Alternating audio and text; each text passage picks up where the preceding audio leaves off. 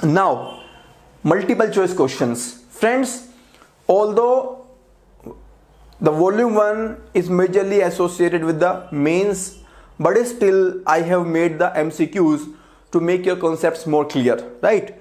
So first MCQ, let us see. Question number 1, consider the following statements. Statement number 1, the invisible hand of market is reflected in ethical and philosophical dimensions of the economic transactions. This statement is wrong. Statement number 2, the hand of trust is reflected in the openness in the economic transactions. This is also wrong.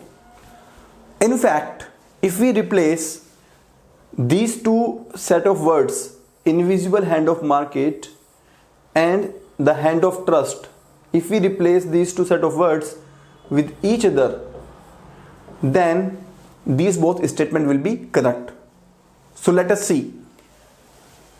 If we replace in the first statement, the hand of trust is reflected in the ethical and philosophical dimensions of the economic transactions, that statement becomes correct. The hand of trust, the invisible hand of market is reflected in the openness in the economic transaction. The statement becomes correct, right? So, because the words are not placed at the right place, so these statements are wrong. Both 1 and 2 are wrong, so none of them are correct, right? So option is option D. Answer is option D. Now next question, consider the following statements regarding invisible hand theory, right? So this question is about invisible hand theory. The phrase invisible hand was introduced by Adam Smith in his book The Wealth of Nations. Statement is right or wrong? Statement is right. Statement 2, it is defined as the unobservable market force that helps the demand and supply of goods in a free market to reach equilibrium automatically is the invisible hand. The statement is right. So it works through the free market, the free demand and supply forces. Both the statements are correct, but please be careful. The question is asking choose the incorrect options. So be careful. The question is asking choose the incorrect options. So 1 is correct, 2 is correct. None of them is incorrect. So answer is option D. Now next question. Please read this question in 1 minute. I know this is a little bit lengthy question. It might take some time. Just read this question in next 1 minute.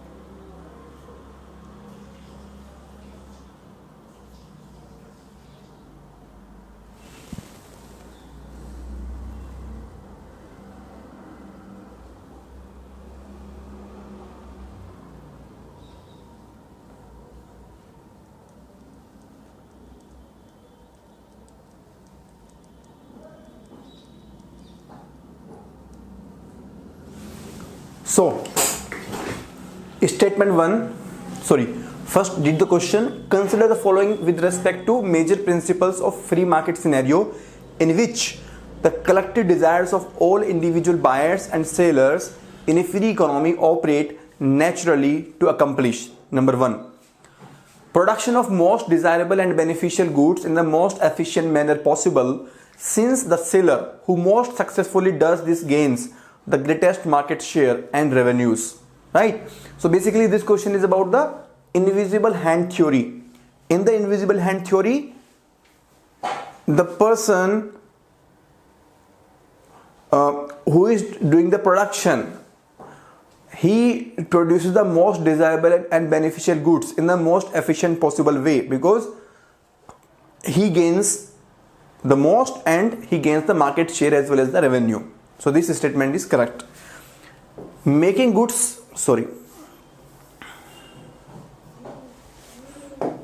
Statement 2, making goods and services available at functionally lowest prices possible, since free competition between sellers does not allow for price gouging. Right? So this statement is also correct. Because of the free competition, the price increase cannot take place beyond a level, automatically flowing the bulk of investment capital toward funding the production of most necessary, most beneficial and most wanted goods and services.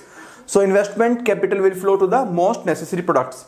Since businesses producing goods or services for which there is a highest demand are able to command the highest prices and the resulting profit. So those goods for which there is high demand, their prices will be high, their profits will be high. Definitely the people will invest in those enterprises only. So statement 3 is also correct. So answer is option D. So we have to choose the correct answer. Answer is option D. So this question makes you more clear about the invisible hand theory. So friends, I understand that these MCQs may not appear in the examination, but just revising the entire chapter through these MCQs will increase your confidence. It will give you a new perspective to the same discussion that we have already done. So next question is question number 4. Consider the following statement with respect to increasing the efficiency in an economy. So this statement is about efficiency. Statement number 1, a key dimension of efficiency pertains to providing the equal opportunities to the new entrants. Statement number 2, another dimension concerns allocation of resources to ensure their optimal use. So allocation of resources, choose the correct option. So answer is both 1 and 2. Answer is both 1 and 2. I hope this is a very, very clear statement, no doubt about it. According to the economic survey, market capitalization based index has seen unprecedented growth divided how many phases? So how many phases? There were 3 phases. That means option A and option D are incorrect. The answer is either option B or option C. Option B, 3 phases with accelerated growth after 1991, 2008 slowdown and revival. And option C, 3 phases with static growth after 1991, 2008 slowdown and revival. So answer is with accelerated growth. This is a very, very simple question. So if you are listening to my lectures carefully, you can answer each one of the MCQ. So answer is option B, B for Bombay. Next question. Which among the following is the key contributor to the ancient India's prosperity? Option A, internal trade only. Option B, external trade only. Option C, internal and external trade. Option D, village economy. So here the answer is internal and external trade. Both kind of trade was flourishing. So this is a key for prosperity for now, in the present time also, because this economic survey is built on the idea that we can make the contemporary economic policies based upon the ancient ideas as well, because in the ancient time the contribution of India's growth was very, very high in the world economy. So answer is option C. Next question. According to economic survey, consider the following statement. Statement 1. There has been an increase in the domestic credit to GDP after entry of private sector banks. Answer is yes.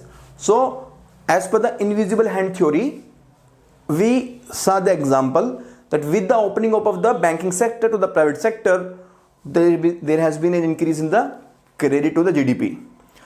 Statement 2. There has been the growth in mutual funds sector after opening up in 2004. So there has been the growth, but there is a factual error. The mutual fund sector was opened up in 2003 after the breakup of the UTI. So in this case, we have to choose the correct option. Answer is option A, statement 1 only. Mutual fund sector opened up in 2003. So answer is option A. What are the characteristics of trust as a public good? Trust as a public good. What are the characteristics?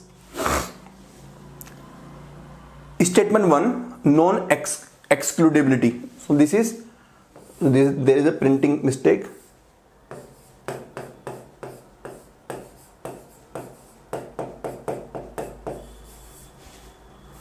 Non-excludability. The citizens can enjoy its benefit at a financial cost. So at a financial cost, this is wrong because there is no extra cost. So statement 1 is wrong. Statement 2, non-rival consumption. That is marginal cost of supplying this public good to an extra citizen is 0. This is correct. Non-rejectable. That is collective supply for all citizens means that it cannot be rejected. This statement is also correct. Choose the correct option. Answer is option C, statement 2 and 3. Again, very, very easy question. If you are listening to my lecture, every question becomes very, very easy. Next question. What leads to breakdown in the trust? Right? Statement 1, corruption. Yes. Loan default. Yes. Audit failures. Yes. Privatization, not necessarily.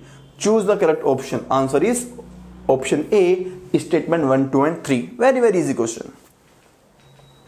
What are the leading indicators? Leading, not lagging. So leading indicators, statement 1, default in repayment of borrowing. No, this is a lagging indicator.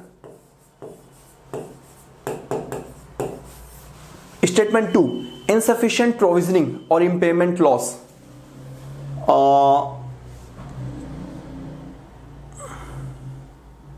This is also the lagging.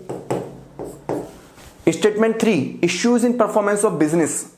Yes, this is leading indicator. Weakness in internal control. This is also leading indicator. Non-compliance of provisioning of Companies Act. This is also leading indicator. So select the correct options. Answer is option B, statement 3, 4 and 5. Right? So option B, statement 3, 4 and 5. Which Department of Finance Ministry releases the economic survey? Answer is Department of Economic Affairs. So there are total 5 departments. Department of Expenditure, Department of Revenue, Department of Financial Services, Department of Disinvestment and Public Asset Management, and Economic Affairs. Out of this, Economic Affairs Department issues the economic survey. Consider the following statements with respect to economic survey. Number 1, government is constantly constitutionally mandated to release the economic survey. Statement 2, government may or may not accept the findings of the economic survey. Statement 1 is wrong because there is no constitutional obligation. There is an obligation regarding the budget or the annual financial statement as per the article 112. But for the economic survey, it is part of the tradition. There is no constitutional obligation, so this statement is wrong. Government may or may not accept the findings of the economic survey. This is true. So which of the following are correct options? Answer is option B only. Statement 2 only. Which of the following is the color of the economic survey 2019-20? Answer is option D, very easy, lavender. What is the overarching theme of the economic survey 2019-20? Wealth creation. Very simple, right? So with this we have covered the entire set of MCQ also. Now we are going to do a quick revision of the entire session. So this quick revision will ensure that you remember the entire chapter and you feel confident. This is part of the revision, right? India's dominance as a global economic power for the 3/4 of the economic history manifests by design. So India has been a dominant power for almost 3/4 of the history. Kautilya's Arthashastra postulates the role of prices in an economy. Historically, Indian economy relied on the invisible hand of market with the support of hand of trust. Invisible hand of market reflected in the openness of the economic transaction. Hand of trust appealed to ethical and philosophical dimensions. Post-liberalization, Indian economy supports both pillars of the economic model advocated in our traditional thinking, right? Survey illustrates the benefits accruing from enabling the invisible hand of the enormous benefit market. So the invisible hand theory and the trust as a public good, both should be promoted. Exponential rise in the India's GDP and GDP per capita post-liberalization coincides with the wealth generation. Survey shows that the liberalized sectors grew significantly faster than the closed one. For example, road sector compared to the railway sector, steel and cement sector compared to the coal sector. Need for the hand of trust to complement the invisible hand illustrated by the financial sector performance during 2011-13. Survey posits that India's aspiration to become a $5 trillion economy depends critically on number 1, strengthening the invisible hand of the market, number 2, supporting it with the hand of trust. So both invisible hand of market and hand of trust are required.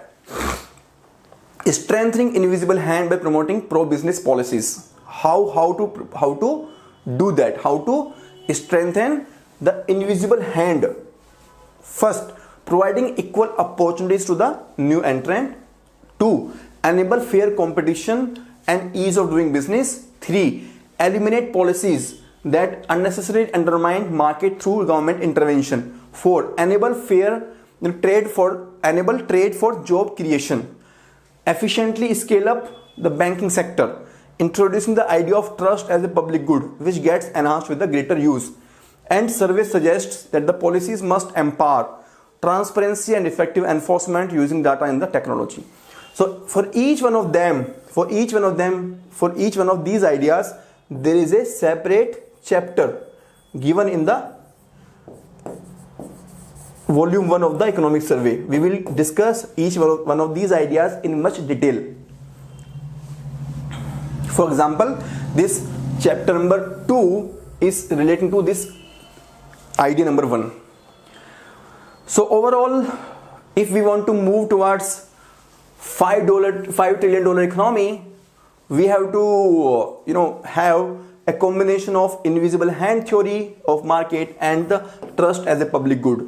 We have to provide equal opportunity for the new entrant, enable fair competition in ease of doing business, remove undesirable government interventions, enable trade for job creation, efficiently scale up the banking sector, introduce trust as a public good that gets enhanced with the greater use data and technology to enhance the trust, right? So all these are the ideas which we are going to elaborate more and more in the upcoming chapters of the volume 1. With this, I complete this session. I hope you enjoyed this session. You are very much confident about volume 1, chapter number 1, right? This chapter number 1 is the core of the entire volume number 1 of the economic survey. In the subsequent chapters, we will not spend that much of time because I know that you will not be having that much of time in your preparation for the economic survey. You don't even need to spend that much of time. So in the upcoming chapters, I will try to finish up each chapter in a time span of 1 hour, so that it is much more easier for you to revise, to see all the lectures and incorporate all the ideas in your mains answer in the prelims and solving the prelims questions. With this, please give me permission to complete this session.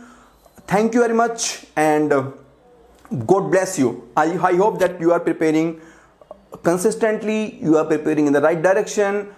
If you need any support, please don't forget to contact me. My contact number is 9811210379. You can send me a message through WhatsApp or Telegram. I will try to respond to you within 24 hours. Friends, in Right to be IAS, the organization under which I am creating all these sessions, we are committed to provide individual attention to the people, and we are committed to provide affordable classes and notes to the people. We want that they do not need to spend lakhs of rupees for the preparation, right? So under that idea only, we introduced this course at just 51 rupees. Many of you might be thinking that why 51 rupees? Why not free? Friends, if I give this lecture free, you will not value this lecture. If you pay 51 rupees from your pocket, you value this lecture, because you have paid something from your pocket. So you have invested something. Even if it is just 51 rupees, you have an emotional connect with this course.